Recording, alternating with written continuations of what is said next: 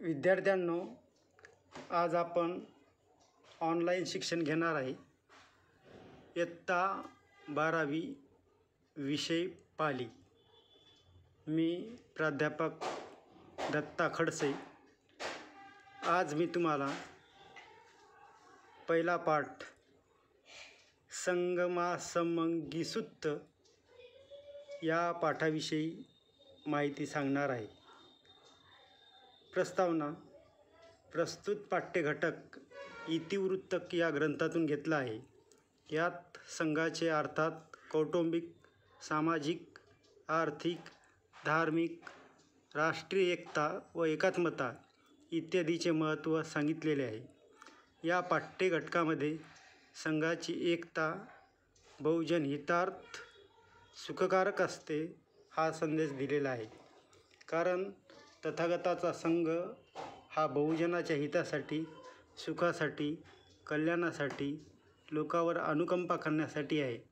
तथागताचा उपदेश जर आचरणात आणला तर तो राष्ट्रीय एकात्मतेच्या दृष्टीने सुद्धा महत्त्वपूर्ण ठरू शकतो. या दृष्टीने या पाठ्यघटकाचे विशेष महत्त्व आहे.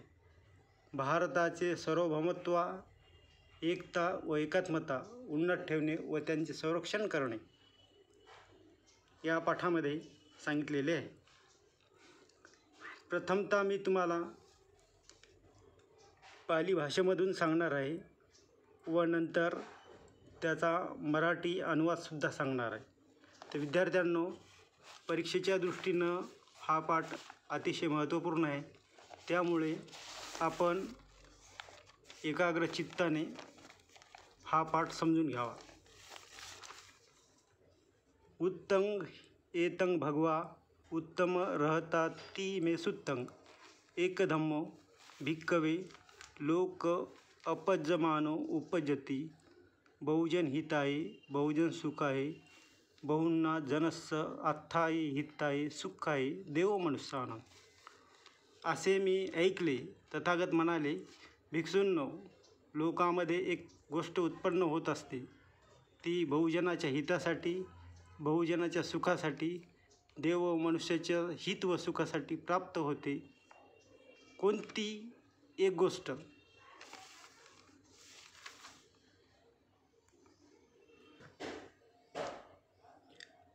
कत्तोमय एक धम्मो संग समागी संगे खोपन भिक्कवे समग्गे न चेव अजमज्जतं भंडनानी होती.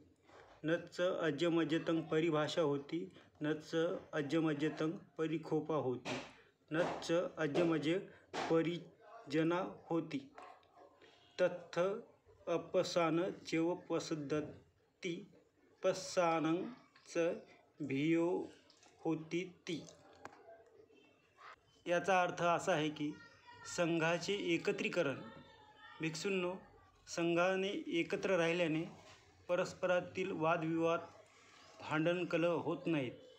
परस्परांना जोरजोराने बोलणे, शिव्याशाप देणे होत नाही. परस्पराचा परित्याग केला जात नाही. असे झाल्यामुळेच अश्रद्धाळू लोक श्रद्धाळू बनतात, प्रसन्न होतात आणि श्रद्धाळूची श्रद्धा वाढते. ते अतिप्रसन्न होतात. या पाठातील शेवटचा पॅरेग्राफ तुम्हाला मी तो पालीमधून सांगतो, नंतर त्याचं ट्रान्सलेट मराठीमधून सुद्धा सांगतो. यथमथं भगवा अवोच तथैव इति उच्यते सुखा संघस्य सामग्री सम्मगानं चनुगहो सम्मग्रहतो धम्मथो एकखो नं धस्सति सम्मसम्मगिकत्वानं कप्पसंग मोदती ती. याचा मराठीमध्ये असा अर्थ आहे की तथागतांनी असे म्हटले, तेथे या प्रकारे असे जाणले, संघात एकत्रित राहिल्याने सुखकारक आहे. एकत्र येणारा व्यक्ती एकत्रीकरणामध्ये लीन होतो. त्यामुळे धार्मिक व्यक्तीला निर्वाण प्राप्त होते. तो संघाला एकत्र करून आसक्तीपासून मुक्त होऊन सुगतीचा आनंद प्राप्त करतो. असे या संगमी सुत्त या पाठामध्ये भगवान बुद्धाने सामान्य जनतेला उपदेश दिलेला आहे.